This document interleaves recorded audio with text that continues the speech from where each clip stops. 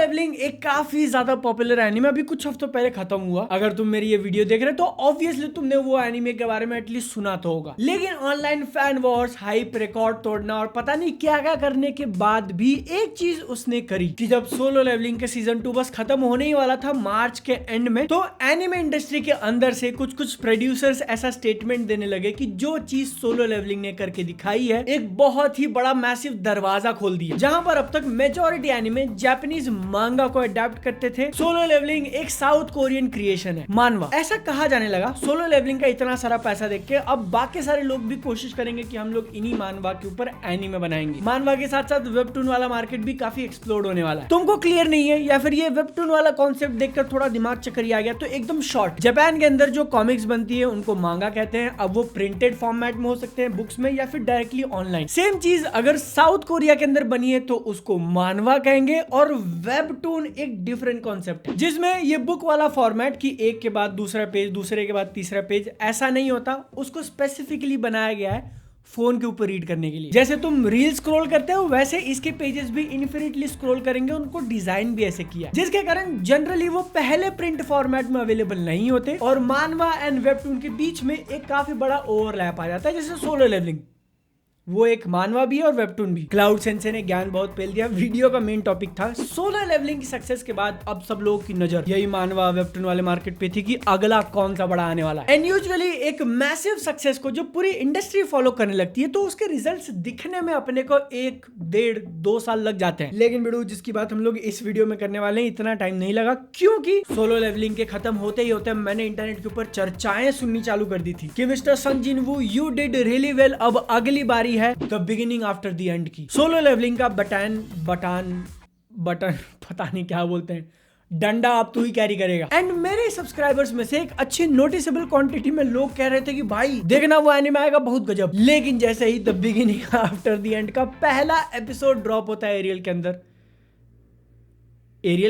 अप्रैल के अंदर इतना बवाल, इतना मची है। There is so much wrong with this project। सबसे पहले तो ये इसेकाई है। अब इसेकाई होना अपने आप में कोई बुरी बात नहीं, लेकिन उस जॉनर को जापानीज एनिमे इंडस्ट्री ने इतना रगड़ दिया ना कि मजाक का पात्र बन चुका है। हर सीजन में पता नहीं 5, 10, 15, 20, 25, 30 दुनिया भर के टाइटल्स, और उन्हीं टाइटल्स के टाइटल तुम रीड करोगे तो दिमाग चक्कर आ जाएगा कि साला ऐसे लिख दिया है। पहले एपिसोड के ही पहले सेटअप में ही जब पहला सीन मैंने देखा तो मेरे बाल खड़े हो गए कि एक सेकंड, मतलब तुम एक ऐसी दुनिया दिखा रहे हो जहां पे फ्लाइंग कार्स हैं, अल्ट्रा मॉडर्न से लेके एकदम फ्यूचरिस्टिक वॉरशिप्स, बॉम्बर्स, पता नहीं क्या क्या, and your main guy is fighting with a sword. I mean how does this work? जब तुम्हारी मशीनरी बॉम्ब गिरा के लिटरली एक शहर को फ्लैट कर सकते हैं, सब कुछ खत्म, तो लोग आपस में तलवारबाजी करके कैसे लड़ रहे हैं? एक बहुत ही सिंपल और स्ट्रेट फॉरवर्ड आंसर है कि उनके पास मैजिकल पावर्स है, इसलिए अगर कोई बम मार भी रहा है तो मैजिक से उसको यहाँ वहां फेंक देंगे। लेकिन अपने पहले 2-3 एपिसोड के अंदर जितने भी सीन्स उसने ओरिजिनल वर्ल्ड के दिखाए और लोगों को लड़ाई करते हुए कहीं पर भी या तो मेरे दिमाग से मिस हो गया होगा या फिर मेरी आंखें कमजोर हो रही हैं, बट मुझे नहीं दिखा कि वो लोग सुपर पावर्स यूज कर रहे हैं।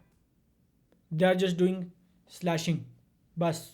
ऑल्दो आगे के एपिसोड्स में एकदम थोड़ा थोड़ा हिंट जरूर दिया है कि हाँ कुछ तो था, लेकिन कोई प्रॉपर एक्सप्लेनेशन तो छोड़ दो, हिंट भी नहीं कि पुरानी दुनिया काम कैसे करती थी। इनफैक्ट जब तुम्हारा मेन हीरो ओरिजिनल दुनिया में मर के एक फैंटेसी वर्ल्ड में जाता है जिसको इसेकाई बोलता है, तो वहां पर मैजिक देखकर he is very shocked and surprised. खुद कहता है कि it is strange and unusual. और अगर तुमको लग रहा है कि मैं पता नहीं क्या रैंट किया जा रहा हूं, तो भाई अभी असली चीज आने वाली है। वो नए दुनिया के अंदर जैसे उसकी आंखें खुलती है ना, लाइक एक सेकंड ये कहीं तो देखे लगता है। देखो एक चीज होती है कि तुम्हारा स्टोरी का कोई एक पार्ट, थोड़ा बहुत स्ट्रक्चर या फिर वर्ल्ड बिल्डिंग का एक बेसिक चीज किसी दूसरे एनिमे, किसी दूसरे नॉवल, किसी दूसरी एग्जिस्टिंग मटेरियल से इक्वल है, इंस्पायर्ड है, और उससे आगे बढ़कर एक दूसरी चीज होती है कि तुमने अपने सीन के शॉट बाय शॉट इंस्पिरेशन ली है, वो भी एक ऑलरेडी एग्जिस्टिंग पॉपुलर एनिमे से। मुशोको टेंसेई अगर तुमने देखा है, जब वो नई दुनिया में पैदा होता है तो ओपनिंग जैसा सेटअप किया एकदम हूबहू। बंदा मर के नई दुनिया में गया, ये तो ठीक है, चलो जॉनर का स्टेपल हो गया। वो उसकी पैदाइश, पैदा होते ही वो अपनी माँ बाप को ऐसे ऊपर होते हुए देख रहा है, कर्व्स, पुरानी दुनिया की उसकी मेमोरी इंटैक्ट है और ऊपर से कमेंट्री भी दिए जा रहा है। एंड देन धीरे धीरे लर्न करता है कि अरे मेरी बॉडी एकदम से छोटी हो गई है। हाँ, ये जो TVA एनीमे है उसके स्टोरी के प्रीमाइस ऐसा कि एक बहुत ही पावरफुल राजा, मतलब अब तक का बेस्ट, जिंदगी में एक रिग्रेट है उसको, और उसी रिग्रेट के साथ एक दिन वो मर जाता है। फिर वो जन्म लेता है एक दूसरी दुनिया में जहाँ पे जादू एग्जिस्ट करता है, और एकदम छोटे से लेके वहां के सिस्टम डिस्कवर करना, उसके बारे में जानना, अपनी पावर्स को बहुत जल्दी अवेकन करना, आसपास के सारे लोगों को सरप्राइज कर देना कि अरे इस साला तो 2 महीने का है, अपने बाप से ज्यादा ताकत कैसे इसमें। और फिर वहां से उसकी लाइफ की जर्नी बड़े होते हुए कि फिर 5 साल का हो गया, फिर 8 साल का हो गया, अपने फैमिली से सेपरेट हो जाना, एक दूसरी लड़की के साथ पूरा कॉन्टिनेंट घूमना, परिवार को ढूंढते ढूंढते, और अपनी पावर्स को इंक्रीज करना। तुमको अगर रियलाइज नहीं हो रहा है तो इस वीडियो के कमेंट्स में जाके देखो, जिन्होंने मुशोको टेंसेई देखा है ना, वो अभी ऐसा कर रहे होंगे कि अरे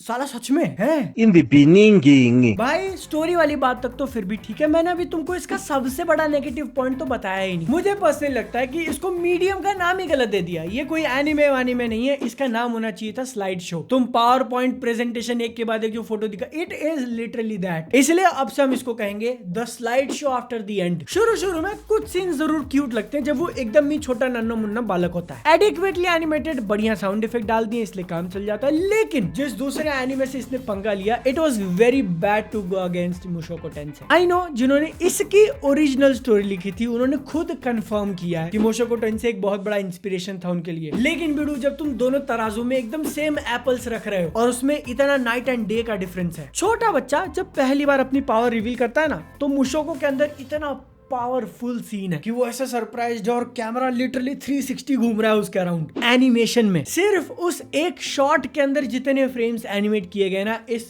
slide show after the and के पहले पूरे एपिसोड में नहीं होंगे। I mean not literally but you understand कि कितना बेसिक है ये। प्लस पॉइंट जरूर एक दे सकते हैं, it's not as comically bad as Blue Lock, लेकिन भैया एनिमेशन के नाम पे एकदम ही मतलब बेसिक, बिग बेसिक। और मैं देखे जा रहा हूँ कि अच्छा आगे चल के मैं भी इंप्रूव हो जाए, आगे चल के 8 एपिसोड हो चुके हैं और पूरे के पूरे 8 एपिसोड को अपने कंधे पे रखकर खींचने की जिम्मेवारी उठाई है इसके VFX ने। प्रॉपर एनिमेशन से हट के जो बाकी सारी चीजें करी जाती हैं कि अगर वो कोई अटैक कर रहा है तो एकदम से लाइट ग्लो हो जाएगा, zoom up zoom down, frame के यहाँ साइड में या फिर बैकग्राउंड में से एक्शन लाइंस चल रहे हैं, इसके पूरे 80-90% सीन्स में सिर्फ वही चीजें हैं जो हिल रही हैं। उन्होंने लिटरली फ्रेम के अंदर सिर्फ कैरेक्टर को एक बार ड्रॉ किया है। मैं तुम्हारे सामने अभी एक एग्जांपल रख देता हूं, तुम काउंट करना कि कितनी बार उन्होंने सेम जूम अप वाला इफेक्ट मारा, एकदम Ekta Kapoor style. Are you ready? 1 2 3।